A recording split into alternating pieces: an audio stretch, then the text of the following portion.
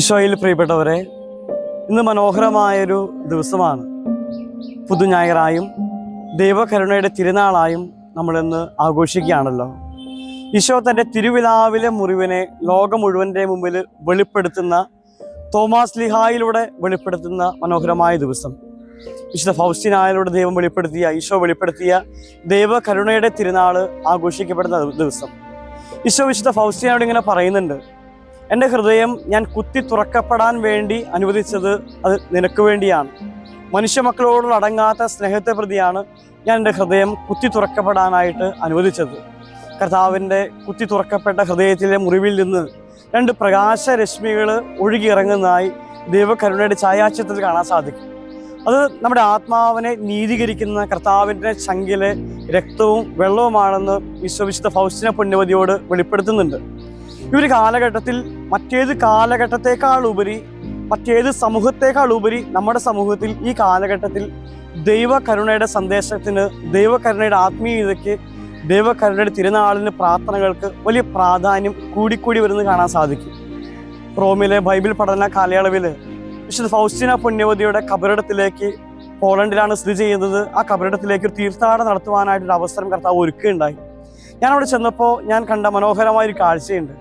ആ കോൺവെൻറ്റിൻ്റെ ഒരു ചുമരിൽ ഈശോയെ ഞാനെങ്കിലും ശരണപ്പെടുന്നു എന്ന ദൈവകരുണയുടെ ചിത്രത്തിലെ ആ വാക്കുകൾ ലോകത്തിലെ പ്രധാനപ്പെട്ട പല ഭാഷകൾ എഴുതി വച്ചിട്ടുണ്ട്.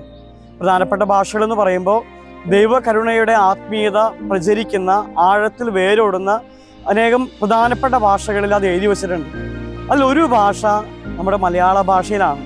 അത് ഇംഗ്ലീഷ് അക്ഷരങ്ങൾ ഉപയോഗിച്ചാണ് എഴുതി വച്ചിരിക്കുന്നെങ്കിൽ പോലും ഈശോയെ ഞാനെങ്കിലും ശരണപ്പെടുന്നുവെന്ന് മലയാളത്തിൽ അവിടെ എഴുതി വെച്ചിട്ട് കണ്ടപ്പോൾ ഒത്തിരി സന്തോഷം തോന്നി. അതിൻ്റെ കാരണം നമ്മുടെ സമൂഹത്തിൽ ദൈവകരുണയുടെ ആത്മീയതയ്ക്ക് വലിയ വലിയ പ്രാധാന്യം ഇങ്ങനെ കൂടിക്കൂടി വരുന്നുണ്ട്.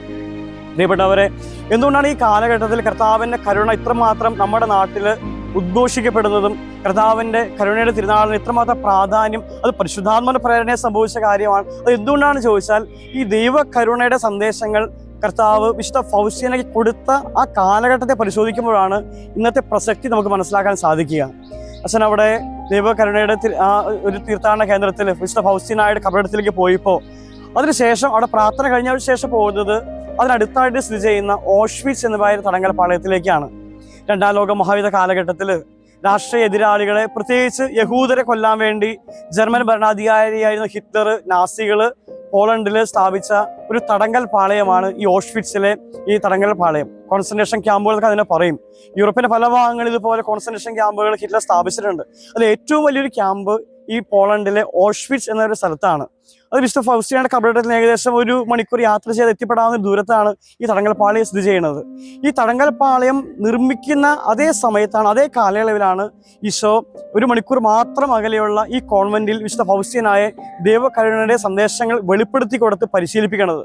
ഈശോ വിശുദ്ധ ഫൗസ്റ്റീനോട് ഇങ്ങനെ പറയുന്നുണ്ട്: ഫൗസ്റ്റീന, നീ ദൈവകരുണയെപ്പറ്റി എഴുതണം, എൻ്റെ സന്ദേശങ്ങൾ എഴുതി വെക്കണം. നീ അധികാരിയോട് പറയണം, മഠത്തിലെ അധികാരിയോട് പറയണം, കുമ്പസാരക്കാരോട് പറയണം, എത്രാനോട് പറയണം, ദൈവകരുണയുടെ ചിത്രത്തെ പറ്റി പറയണം, തിരുനാളിനെ പറ്റി പറയണം, ജപമാലയെ പറ്റി പറയണം, ആ നൊവേനയെ പറ്റി പറയണം. ഇങ്ങനെ ഓരോ കാര്യങ്ങൾ വിശുദ്ധ ഫൗസ്റ്റീനെ കർത്താവിനെ ഭരമേൽപ്പിക്കുന്നത് കാണാൻ പറ്റും. പക്ഷേ വിശുദ്ധ ഫൗസ്റ്റീന പലപ്പോഴും കർത്താവിനോട് പറയുന്നു: കർത്താവേ, ഞാൻ ഒരു ദുർബലയാണ്, ഞാൻ പറഞ്ഞ ഒരാളും വിശ്വസിക്കുന്നില്ല, ഒരാൾ പറയുന്നത് ഞാൻ പറയുന്ന ഒരാൾക്ക് മനസ്സിലാക്കാൻ പറ്റുന്നില്ല.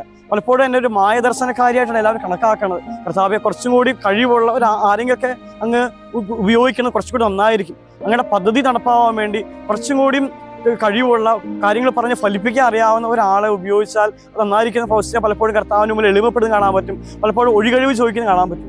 പക്ഷേ ഈശോ അങ്ങനെ പറയുന്നുണ്ട്: ഫൗസ്റ്റീന, നിന്റെ കഴിവ് എനിക്കറിയാം, നിന്റെ കഴിവ് എത്രമാത്രം ഉണ്ടെന്ന് എനിക്കറിയാം, നിന്റെ ബലഹീനത എനിക്കറിയാം. ഇതെല്ലാം അറിഞ്ഞുകൊണ്ടാണ് ഞാൻ നിന്നെ വിളിക്കണത്.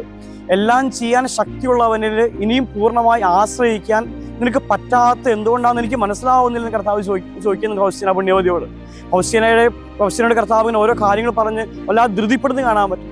ആ ഡയറി കുറിപ്പുകൾ വായിക്കുമ്പോൾ നമുക്ക് അത്ഭുതം തോന്നും. എന്തുകൊണ്ടാണ് കർത്താവ് ഇത്രയും ധൃതിപ്പെട്ടത്? എന്തുകൊണ്ടാണ് കർത്താവ് ഇത്രയും ധൃതി വെച്ചത്? ഈ ദൈവകരുണയുടെ സന്ദേശങ്ങൾ ലോകം മുഴുവൻ വ്യാപരിക്കാൻ വേണ്ടി, ലോകം മുഴുവൻ പ്രചരിക്കാൻ വേണ്ടി എന്തുകൊണ്ടാണ് കർത്താവ് അത്ര ധൃതിപ്പെട്ടത്? അതിന് ഉത്തരം, പ്രിയപ്പെട്ടവരെ, ഈ ഓഷ്വിറ്റ്സ് തടങ്കൽ പാളയത്തിലും അതുപോലെ രണ്ടാം ലോക മഹായുദ്ധ കാലഘട്ടത്തിൻ്റെ ഭീകരതയിലാണ് അടങ്ങിയിരിക്കുന്നത്. പ്രിയപ്പെട്ടവരെ, ഈ തടങ്കൽ പാളയം കാണാൻ വേണ്ടി അച്ഛൻ ചെല്ലുമ്പോൾ ഉള്ളുകൊണ്ട് കരയാതെ ഒരാൾക്കും ആ തടങ്കൽ പാളയത്തിന് പുറത്തേക്ക് ഒരു അസാധ്യമായ കാര്യമാണ്.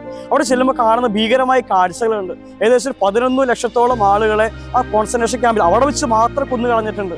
ഈ ആളുകളെ കൂട്ടത്തോടെ തടങ്കൽ പാളയത്തിൽ കൊണ്ടുവരും. അവിടെ ചെന്നിട്ട് അവിടെ ഭീകരമായ പീഡനങ്ങൾക്ക് ഇരയാക്കും. കഠിനമായിട്ടുള്ള വേലകൾ ചെയ്യിപ്പിക്കും. അവരെ കൊണ്ട് ശാസ്ത്രീയ പരീക്ഷണങ്ങൾ പച്ചയായ മനുഷ്യന്റെ ദേഹത്ത് നടത്തും. അവരെല്ലാവരും ക്ഷീണിതരായി കഴിയുമ്പോൾ കൂട്ടത്തോടെ അവരെ ഈ വിഷവാദ നിറച്ച മുറികളിലേക്ക് കൊണ്ടുപോകും. അവിടെ വെച്ച് അവറ്റങ്ങളെ എല്ലാ മനുഷ്യരും കൊന്നുകളയും. ഇങ്ങനെ 11 ലക്ഷത്തോളം ആളുകളെ കൊന്നുകളഞ്ഞിട്ടുണ്ട്.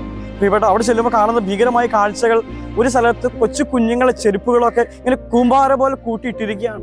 അവിടെ വെച്ച് കൊന്നുകളഞ്ഞ കുഞ്ഞുങ്ങളുടെ ചെരുപ്പുകളാണ്. ഒരു സ്ഥലത്ത് മനുഷ്യന്റെ തലമുടി ഇങ്ങനെ ചകിരിച്ചോറ് കൂട്ടിയിട്ടിരിക്കുന്ന പോലെ ഒരു സ്ഥലത്ത് ഇങ്ങനെ കൂമ്പാരം പോലെ കൂട്ടിയിട്ടിരിക്കുകയാണ്. അവിടെ വെച്ച് കൊന്നുകളഞ്ഞ മനുഷ്യരുടെ തലമുടികളാണ്. പ്രിയപ്പെട്ടവരെ, വലിയൊരു ഭീകരമായ പീഡനങ്ങൾ ഇറങ്ങിയൊരു കാലഘട്ടമാണ്. മനുഷ്യനെന്ന് പറഞ്ഞാൽ ദൈവത്തിന്റെ ഛായയാണ്, ദൈവത്തിന്റെ സാദൃശ്യമാണ്. മനുഷ്യന്റെ മഹത്വം ദൈവത്തിന്റെ മഹത്വമാണ്. ദൈവത്തിന്റെ ഛായയിലും സാദൃശ്യത്തിൽ സൃഷ്ടിക്കപ്പെട്ട മനുഷ്യന്റെ എല്ലാവിധ ഡിഗ്നിറ്റി, മഹത്വം എല്ലാം നഷ്ടപ്പെടുത്തി കളയുന്ന, നശിപ്പിച്ച് കളയുന്ന ഒരു സമയമാണ് ഈ 2ാം ലോക മഹായുദ്ധ കാലഘട്ടം. ഇതുപോലൊരു ക്രൂരതകളാണ് ഈ കോൺസെൻട്രേഷൻ ക്യാമ്പുകളിൽ അരങ്ങേറുന്നത്.